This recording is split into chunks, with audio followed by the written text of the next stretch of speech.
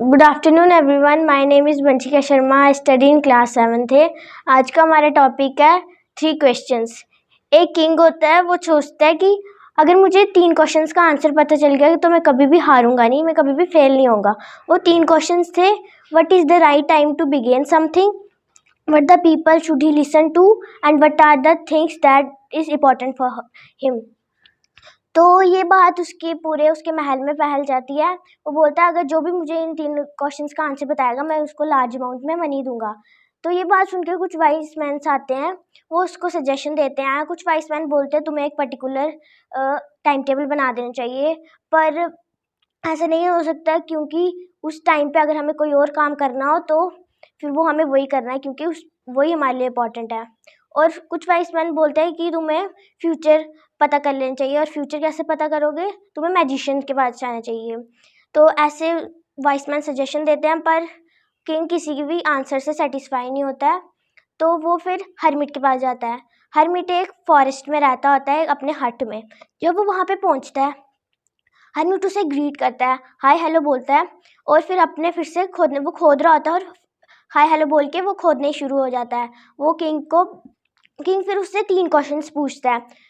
वो कुछ भी नहीं कहता है, हरमिट कुछ भी नहीं कहता, और चुपचाप अपनी खुदाई करने शुरू हो जाता है। हरमिट बूढ़ा होता है, वो हाँफने लग शुरू हो जाता है। तो किंग बोलता है कि तुम मुझे अपनी स्पेड दे दो, मैं खोदता हूँ। तो उसने 2 घंटे लगा के 2 क्यारियाँ खोदता है। फिर से वो 3 क्वेश्चंस के आंसर देता है, फिर भी हरमिट नहीं बोलता आंसर्स। फिर से 2 घंटे बीत जाते हैं, फिर शाम हो जाती है। फिर वो बोलता है कि प्लीज़ मुझे अब 3 क्वेश्चंस के आंसर दे दो, अब लेट हो रहा है, मुझे घर भी जाना है। वो नहीं देता, वो अपने घर की तरफ निकलने वाला होता है। तो तभी वो देखता है एक मैन आता है भागते हुए। वो बियर्डेड मैन होता है, उसको स्टमक में लग गई होती है।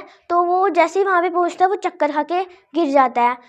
तो किंग जल्दी जल्दी उसके जहाँ पे वाउंड में उसके वाउंड में उसको रीड्रेस करता है, तब जब तक अपने हैंकी से, जब तक उसका खून रुक नहीं जाता। वो थक गया, वो बेचारा जिसको लगी होती है उसको दर्द हो रहा होता है, तो वो बोलता है। तो फिर वो उसको जल्दी जल्दी हरमिट के हट के अंदर ले जाते हैं, और फिर वो बियर्डेड मैन पूछता है पानी के लिए। तो वो उसको फ्रेश वाटर देते हैं और वो सो जाते हैं, और किंग भी सो जाता है क्योंकि वो बहुत थक गया होता है। वो जब उठता है फिर उसको याद आता है मैं यहाँ पे कैसे, फिर उसको सारी बातें याद आती हैं। फिर वो जैसे ही उठता है, फिर वो बियर्डेड मैन उठता है, तो वो उसको ना माफ़ी मांगता है उससे। माफ़ी मांगता है कि वो बोलता है तुम मुझे माफ़ कर दो, मैं तो तुम्हें मारने आया था पर तुमने मेरी जान बचा ली। मैं इसलिए मारने आया था क्योंकि तुमने मेरे भाई को मार दिया था और उसकी प्रॉपर्टी भी पूरी छीन ली थी। तो फिर वो बोलता है कि मेरे से बहुत बड़ी गलती हो गई, तुम तो ऊपर से मेरे लिए भगवान हो, तुमने मेरी जान बचाई।